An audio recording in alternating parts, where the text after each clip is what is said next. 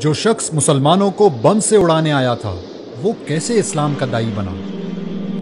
امریکہ کی ریاست انڈیانا کے شہر منسی میں پیدا ہونے والا رچرڈ میکنی ریمبو کی فلمیں دیکھتے ہوئے بڑا ہوا اور اسی کی طرح سخت جان اور طاقتور بن کر دشمنوں کو مارنا چاہتا تھا۔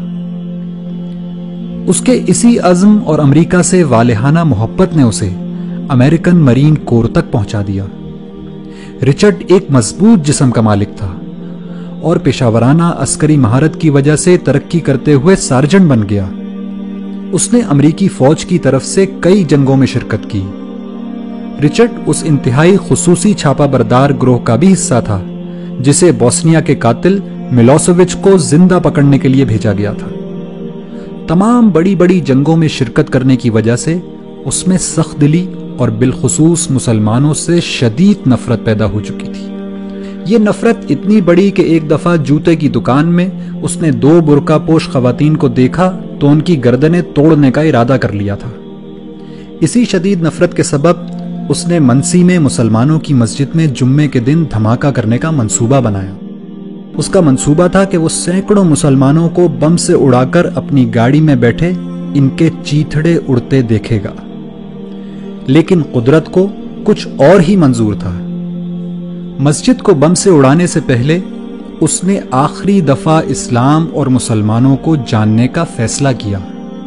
رچرڈ مسجد میں داخل ہوا تو وہاں ایک نمازی نے اس کو خوش آمدید کہا اور پوچھا کہ کیا وہ اس کی کوئی مدد کر سکتا ہے۔ رچرڈ نے اس شخص سے اسلام کو جاننے کی خواہش ظاہر کی، چنانچہ اس نمازی نے اس کو قرآن مجید دے دیا اور کہا کہ آپ اس کو پڑھیے اور پڑھنے کے بعد جو سوالات آپ کے ذہن میں پیدا ہوں وہ ہم سے پوچھ لیجئے گا۔ چنانچہ رچرڈ قرآن پڑھتا گیا اور مسجد جا جا کر سوال کرتا رہا، یہاں تک کہ 2 مہینے بعد دنیا نے قرآن کا یہ معجزہ بھی دیکھا کہ وہی شخص جو کل مسجد کو بم سے اڑانے کی تیاری کر رہا تھا آج وہیں کلمہ شہادت پڑھ رہا ہے۔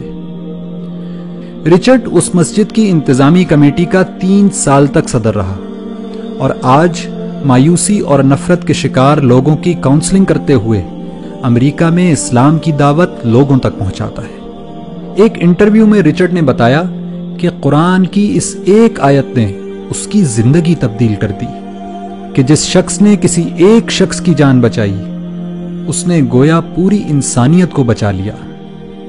اگر قرآن کی فقط ایک آیت مسلمانوں کے کٹر دشمن کی زندگی تبدیل کر سکتی ہے تو پورا قرآن کیا کچھ انقلاب برپا کر سکتا ہے۔